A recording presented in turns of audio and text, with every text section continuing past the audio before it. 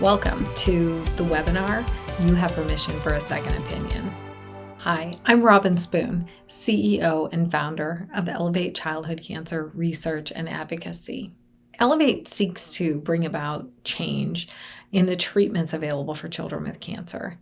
We know that this is a tough and long process, so while we're in the process of connecting the dots among the stakeholders responsible for bringing about these critically needed new therapies, we know from personal experience that having information that you can rely on at every step along this experience of childhood cancer is really important. And so a group of advocates within Elevate got together and said, what's one of the most important things that we feel like we really want families to know and understand, having been there ourselves? And the topic that came up first was this idea of discussing that we really have permission for a second opinion. And so what you're getting ready to see is a conversation among a group of us who've been impacted by childhood cancer, as well as a nurse care navigator who works in the field to support families throughout their experiences with childhood cancer. And one of her jobs is to support families in the process of getting a second opinion. We hope that you understand that this isn't medical advice. It's just a conversation to give you some insight into our personal experiences. We hope that it will benefit you. If you're in this moment of diagnosis, or you're in the middle of treatment, or maybe at the moment of a relapse, and you're just not sure what to do next, we're hoping that by sharing our experiences, it might give you some thoughts about how you might approach your next steps. Thanks for taking time out of your day to spend a little time with us.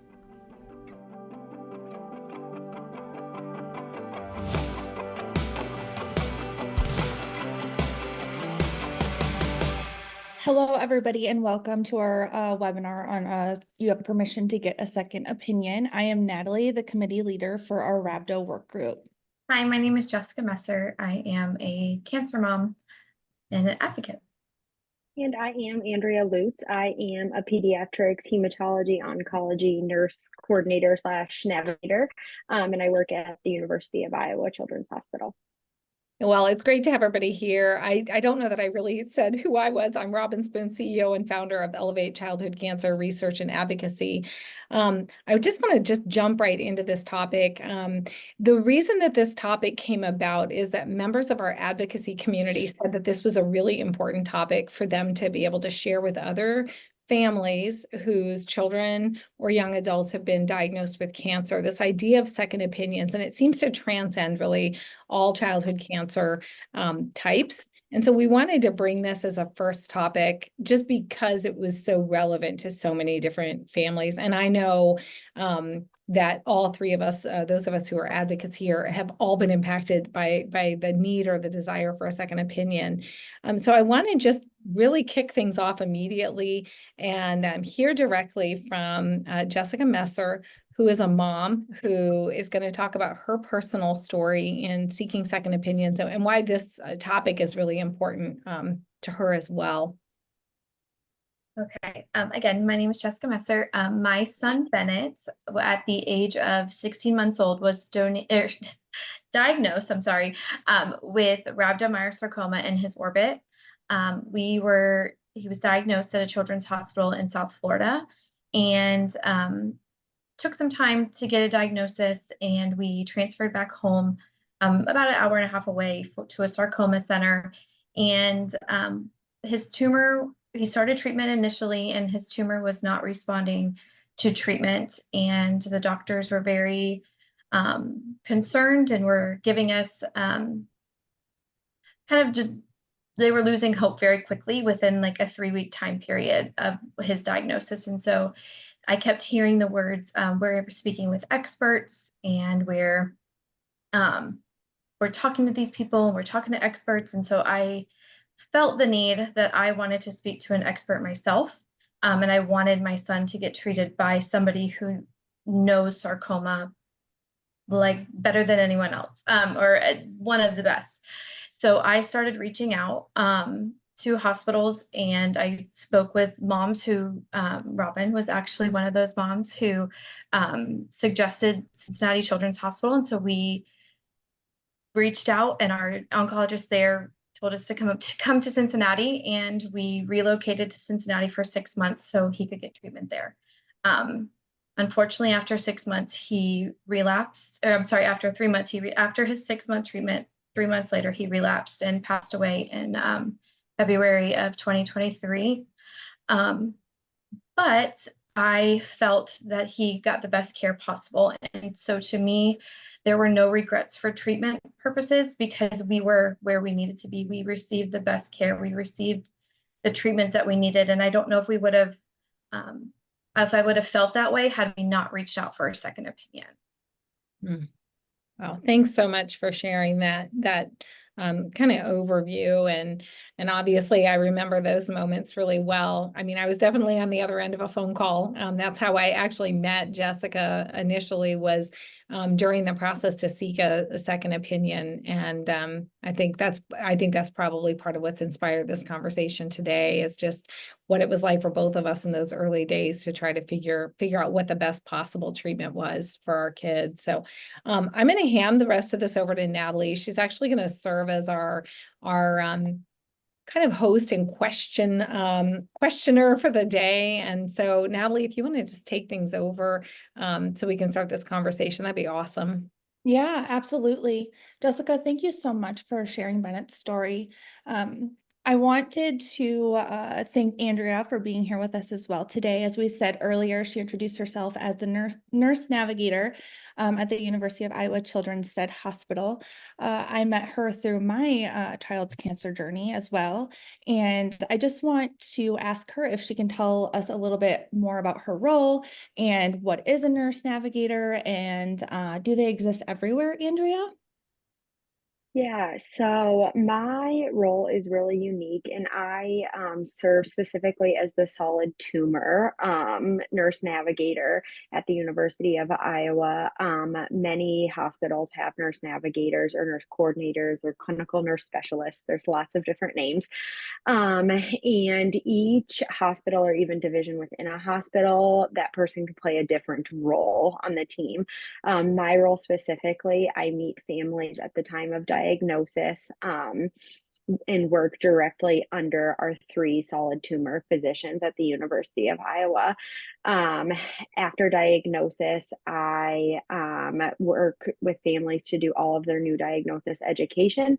And then from there on, I kind of bridge the communication gap between the staff oncologist and the family. I help do things like coordinate appointments, reschedule anything that needs to be rescheduled, answer any questions that come up or concerns that come up during a patient's treatment journey. And then do some clerical things like sending off special tests or sending records for second opinions. I also help gather things for like physicians to present patients at different tumor boards, including our own. So some stuff like that. But really, I always tell families when I meet them that my role on the team is to make their cancer journey as seamless as it can possibly be, whatever that means to them. So that is like what I do on a day-to-day basis. But then outside of kind of the like inside of the box part of my role, I do a lot of outside of the box things, just helping families wherever they feel like they need to be helped. Yeah, I think you said that perfectly, Andrea, because you have been a huge part of my family's journey with my son's cancer.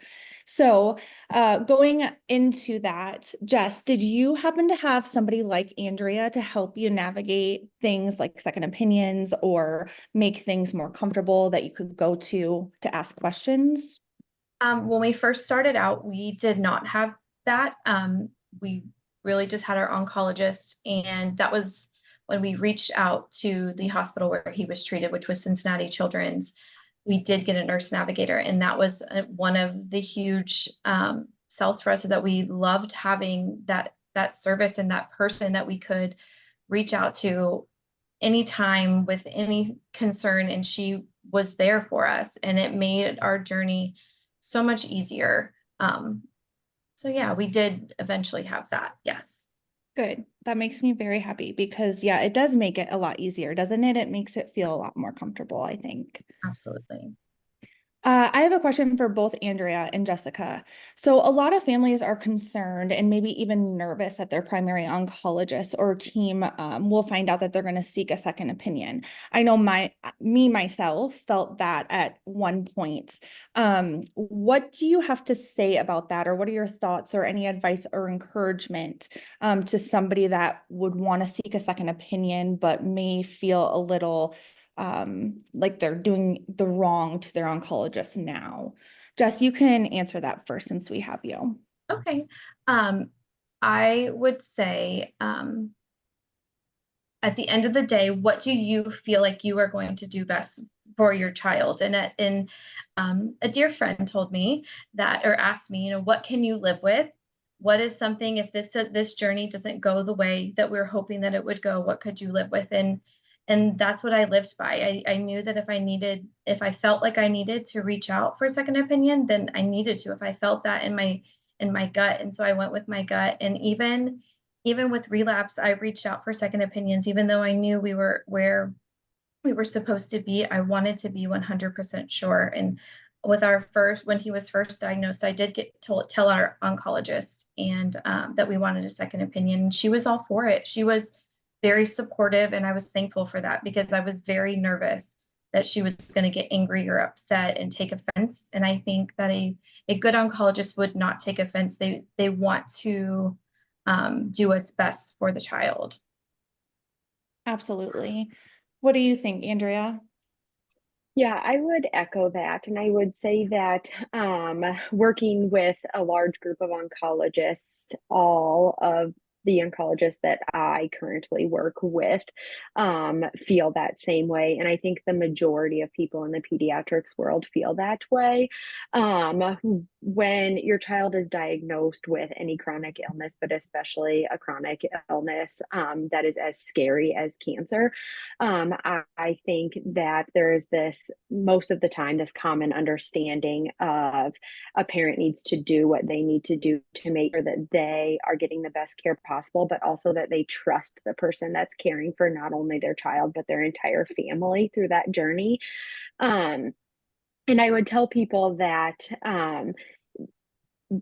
there's going to be some element of fear there. And I think it's because you immediately build a trust with this some relationship and form of trust with this person the day that you meet them, and you are probably in one of the most vulnerable states of your life, and they're there with you through that. So you could feel like you are abandoning this person. However, from the other side of things, that is not how the medical team views it. And there is this common understanding and not knowing that you need to do what is best for you and your family. And at the University of Iowa, we oftentimes encourage people to go seek that that second opinion, to know that they are receiving the best care that they can possibly get, and that they can sleep at night knowing that they have made the choice for their child that they needed to make. Yeah, I think that's a really good, and both of your answers are really really good. I remember when you were saying about the relationship, and it's like an instant connection, right? Because you're in this space that nobody knows anything about but this doctor.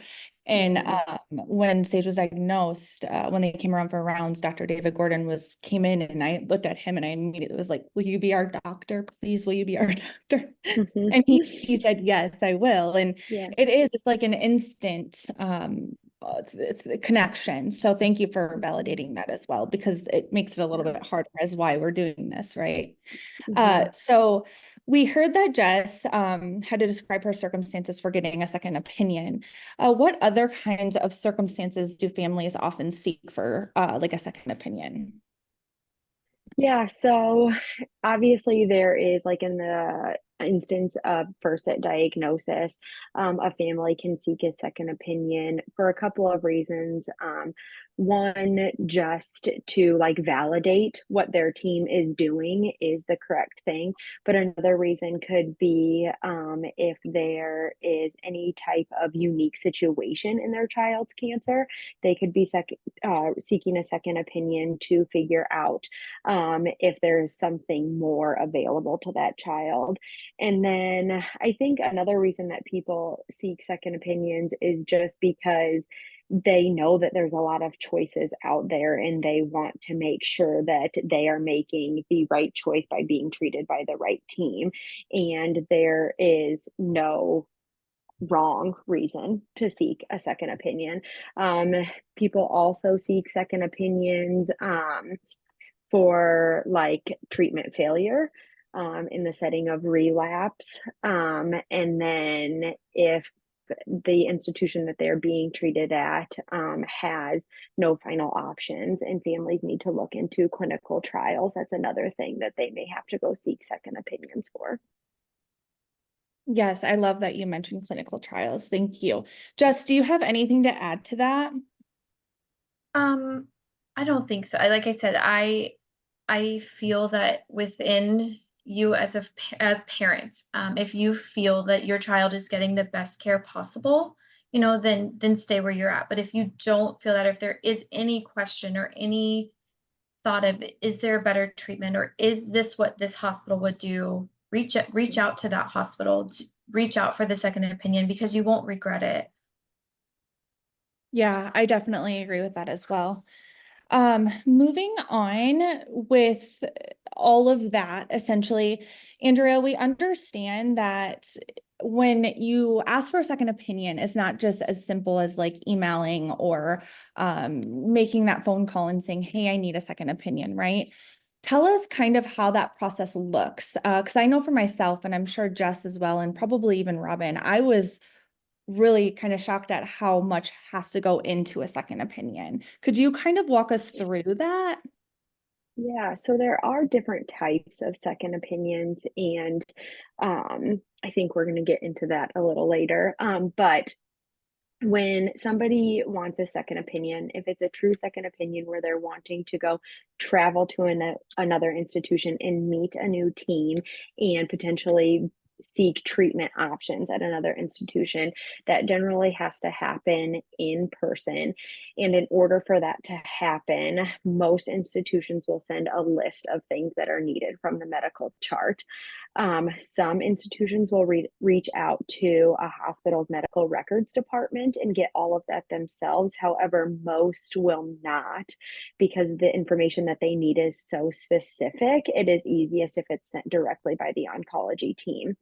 So that's kind of oftentimes where like an APP or mid-level provider will come in, a nurse navigator if there's one available, or a social worker that can oftentimes help facilitate that process of getting information shared. But on top of just information sharing, a lot of times images need to be sent as well as reports. So discs have to be made and mailed out to other institutions. And then many institutions also require that any pathology reports and slides are sent to them. So then our pathology department has to get involved to recut pathology slides and then send tissue to another institution. So this information, just the pure information piece of it can be sent really quickly, but as you pull other people in and then are required to oftentimes use the traditional mailing system to mail discs and such like that, it can be fairly time consuming, and then does take quite a bit of resources and many resources and teams to collaborate from the like sending institution to get a second opinion initiated. Yeah, that was like mind blowing. I was not expecting that at all when it comes down to a second opinion. Robin, you once told me that you saw a lot of additional second opinions. Can you tell us about that? I came to calling them additional opinions.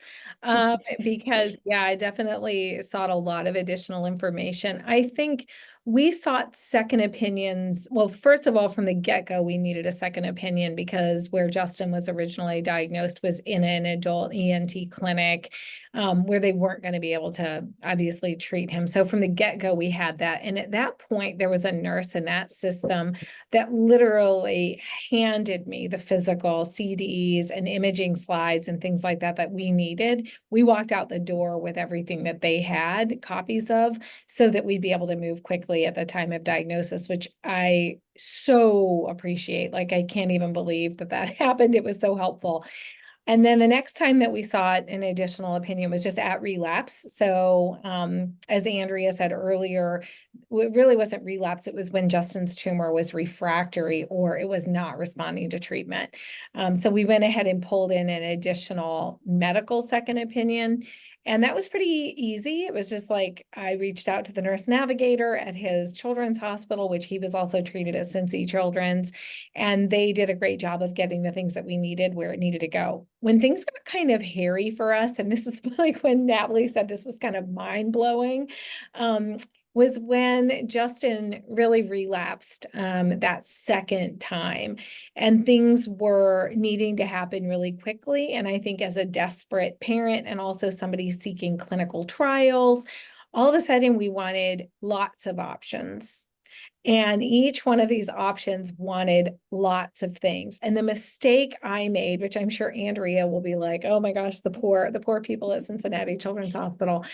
They did such a great job supporting us, but I started saying, okay, I want, so-and-so from this hospital on the West Coast. And then we wanted this group that was looking at a clinical trial. And then I wanted this other person at another hospital in the Midwest to look at it for good reasons. But I didn't realize how important it was to prioritize that. And so what I should have done was contact the nurse navigator first and say, these are the things that we want to accomplish. Help us prioritize these. So at one point we had his slides sent. I mean, these are actual new cuts of tumor samples sent, and they were out and they weren't coming back so that we could actually get on with the next important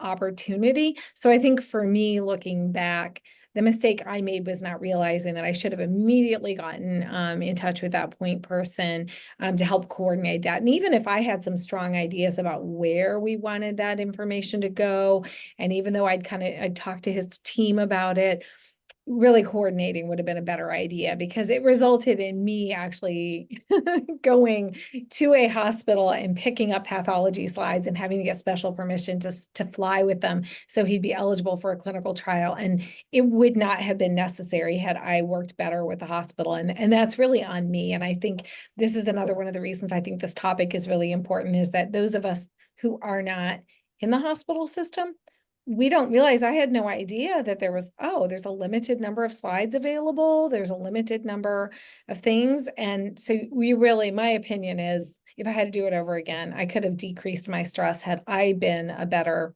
collaborator as a parent. So that's my thought on that. Wow, that was really good information, I think, for a lot of people, because it's scary. You don't know what to do and what the right thing is to do. So yeah, thank you for sharing that, Robin. Andrea, we heard today that Jess had to move her family due to finding a second opinion and finding an oncologist that she felt supported her best needs for Bennett. Is that always the case, that families usually have to pick up and move to a facility for second opinions? Not for all second opinions. So there are, like I was saying, many different types of second opinions.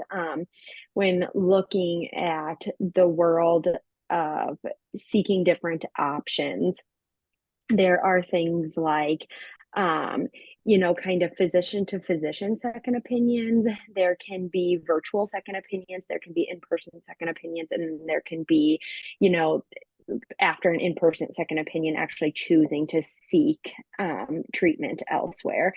The two times that you are almost always required to pick up your family and move elsewhere is if you choose to seek frontline treatment at another institution, or you are enrolling in a clinical trial that requires you to be at an institution frequently, and you cannot get a drug or any types of monitoring done at your home institution. There are a lot of things changing in the world of clinical trials, and because a lot of studies are wanting higher numbers of enrollment and know that that requires people to oftentimes pick up and move their families, they are, becoming a little more flexible in that some studies will require you to come at certain time points for drug dispense and like one big monitoring appointment. And then you can do all of your other kind of monitoring and day-to-day things at your home base hospital. So there's kind of other hybrid options too. I think that it's really important to know, like Robin said, when you're seeking all of these different opinions, prioritizing what information it is that you're seeking. And I know that that sounds easy coming from me because I kind of have that knowledge. So when you're sitting in front of a doctor and they're telling you that your child has cancer, you're like, I want information, but I don't actually know what information I want. But as you continue to learn, if there's something that you feel uncomfortable about, being totally open with your provider and trusting that they're going to give you the information that you need.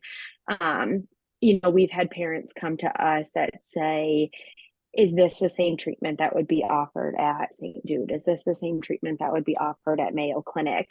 And we tell people, like, this is standard of care treatment. However, if you would like to talk to one of those institutions about this care plan to feel comfortable that this is the same thing that they're doing, we can set that up for you to talk to them. Or there's a lot of different national tumor boards that doctors can like enroll their own patients in and discuss patients with a lot of physicians across the country and get their thoughts and opinions on patients. This especially becomes really useful in like a refractory or relapsed setting. If a family does not want to pick up and move their family or travel across the country, they can ask their physician, hey, are you a part of any groups or committees or tumor boards on a national level that you can present my child at and get thoughts from another physician?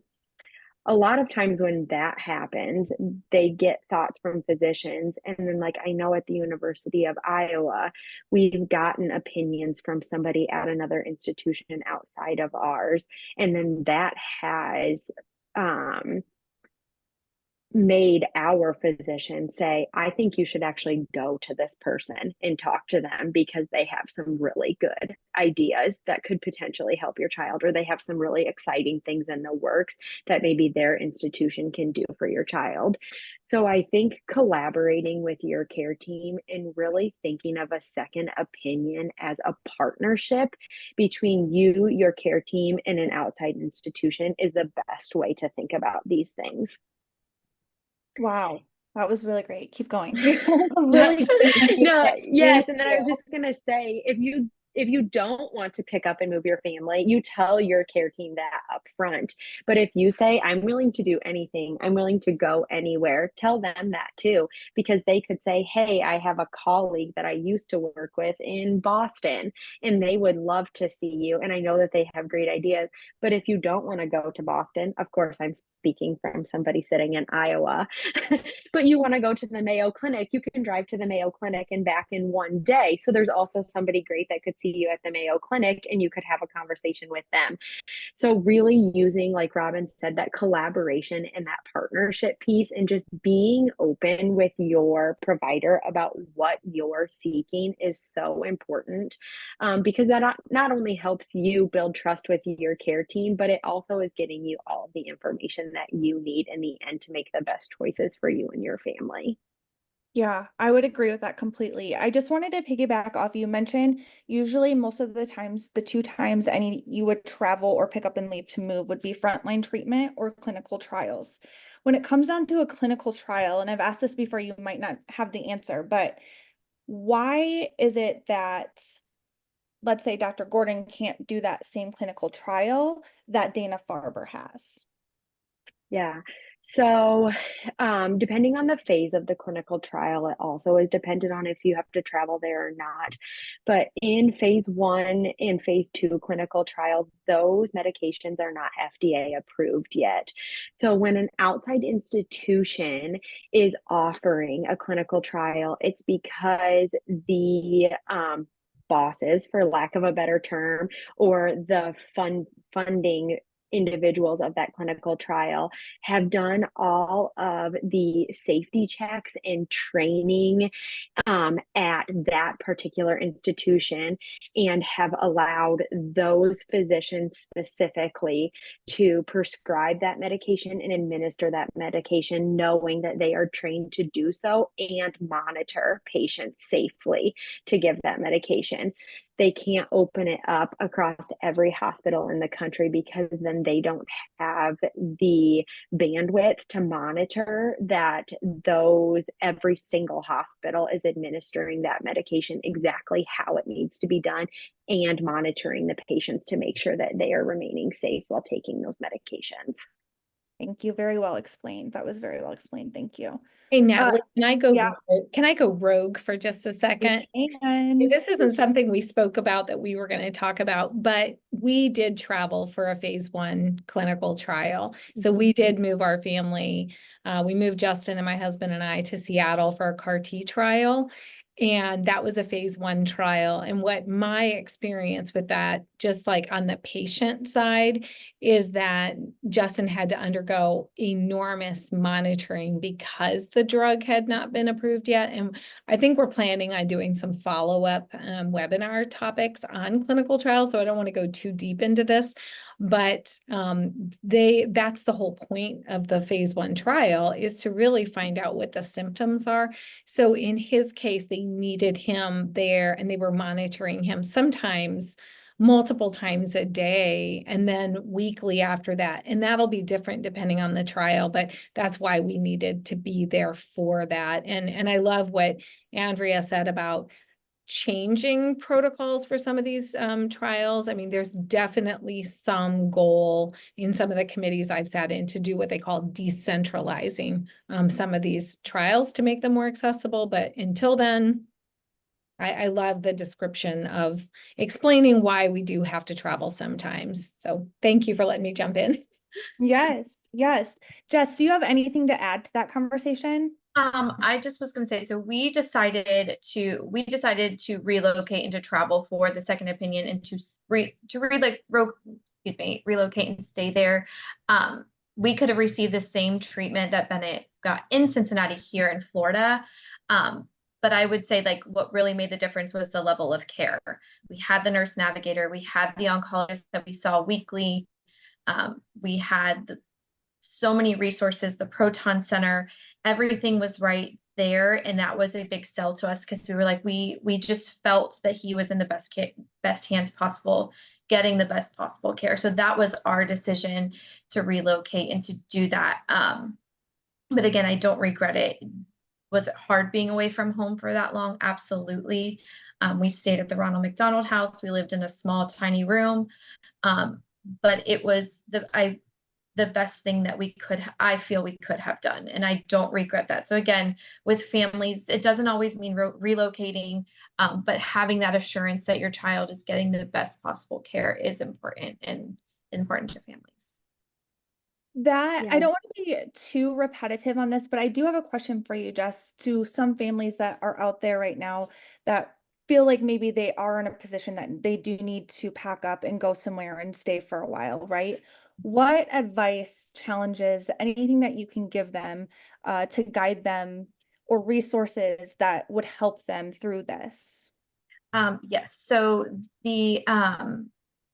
the social worker with the hospital, we had a social worker that we worked directly with. She was the one, once we got there, little side story, Bennett's tumor was in his eye. And so we were dealing with his cancer, but also his eye was very, very damaged.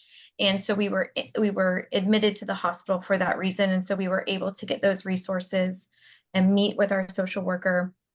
And they were able to put us in touch with the Ronald McDonald House, which we were able to stay there for however long we needed to. And so I definitely think that your social worker should be able to help you with the relocation. She gave us applications for grants and things to help with travel and airline tickets to fly home and things like That's wonderful. I would also add as well, went to Mayo for my child as well, and the social worker there helped us through all of that as well. So that's a very good resource. Andrea, for somebody who doesn't have a nurse navigator role at their hospital in some of the rural areas, who would you suggest that they go speak with or to? Yeah, so I would suggest asking if there is a social worker. No matter where you are at, there should be a social worker. They might not specialize in some of the smaller institutions in like pediatrics oncology, but there should be someone out there that has the availability to help you at the very least navigate their specific hospital system and then offer you some resources within the community. Other things that I would ask is if there is any sort of case manager within the hospital. Sometimes social workers and case managers play a different role. Um, and a lot of times people will be assigned a case manager that is there for more of like the clerical work. Another thing to ask is if they're within like the case management realm is if there is anybody on the team that like specializes in helping get just resources. So sometimes if there's no nurse navigator, some like nurse practitioners on a team will play that role. But then also reaching out to your insurance company, which I think is something that many people don't often think of right off the bat. But insurance companies will oftentimes assign case managers to individuals that have chronic illnesses, and that person has the ability to help you kind of contact different local resources or community resources that can help you with your diagnosis. Yeah, I agree fully. Yes. To kind of wrap this up, is there anything else that you or Jess would like to add about second opinions that we didn't already talk about? that. I think so.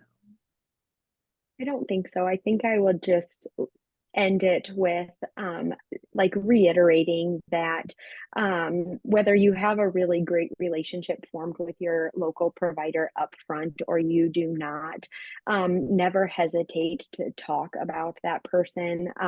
We always say that the nicest people in the world go into pediatrics oncology. And most people truly have this view from the healthcare side that we are here to serve patients and families, and people do want what is best for you and your child. So if you feel like for any reason you're not getting the care that you were hoping for, or you just need more information, don't hesitate to have that conversation with your provider and seek the information that you need, as Jess did, to feel the most comfortable and make the right decisions for your child. There's no wrong reason to ever seek a second opinion. And I think that I can't imagine what you guys go through as moms and navigating this journey. So you feeling as comfortable as possible that you made the best choice for you and your child suffering through this is the most important thing always. And I would say that the large majority of any pediatric oncologist or oncology team would agree with that. Thank you. Thank you. I would have to say that I am pretty lucky to have you, Andrea. So thank you for everything that you've done for myself, Yes. my family, and everybody else's family at Iowa. Jess, do you have anything to add before I pass it back to Robin? I just wanted to just say that coming soon, I've started the Winking Warrior Foundation, which is a nonprofit dedicated to research for rhabdomyosarcoma, but also we are working on giving families grants to travel for second opinions. So if they need to fly somewhere, if they do it virtually and the insurance won't cover it, we want to help families feel that sense of peace, that they are getting the best care possible and that their kid is exactly where they need to be. So yeah. Oh, Jess, that's wonderful. Back to you, Robin. Yeah, absolutely. I'm so excited about the Winking Warrior being able to offer those kinds of travel grants, because I know for a lot of families, the cancer journey is just, it's incredibly expensive. I know it was for our family, even if you have good coverage, and second opinions are not always covered under insurance. And even if they are trying to get there, it's the last worry that a person should have to go through in terms of like achieving the best cancer care for their child. So just really grateful for all the work that you guys are doing at Winking Warrior to make that possible. Is there a website or someplace where they can go, or a Facebook page where they can find out more information about what you guys are doing? Yes, so we have a Facebook page, the Winking Warrior Foundation, and then we also have a website, winkingwarrior.org. Excellent. So if you want to check that out, that's great. And then I'm just going to share this one little screen here, just a little bit of information, which I thought I was going to share at the beginning, but you're going to find out around here that we kind of, just we're not afraid to show our little whoopsie daisies. I was going to show this at the beginning, and now here we are. Just a quick note about what Elevate is doing. Elevate seeks to dramatically improve and save the lives of those diagnosed with childhood cancer, from diagnosis through treatment and on to survivorship. And in some cases, unfortunately, in the cases where a child's life ends as a result of their cancer. We do this through a few things. One, by empowering patients and their caregivers through events like this. We also do this by breaking down barriers among stakeholders, building collaborations and coalitions among foundations, and also among those that are in the process of developing new therapies, to reduce the need for these kinds of conversations. So if you're interested in learning more about getting involved in Elevate, you can find us at elevatechildhoodcancer.org. We're also all over social media as well.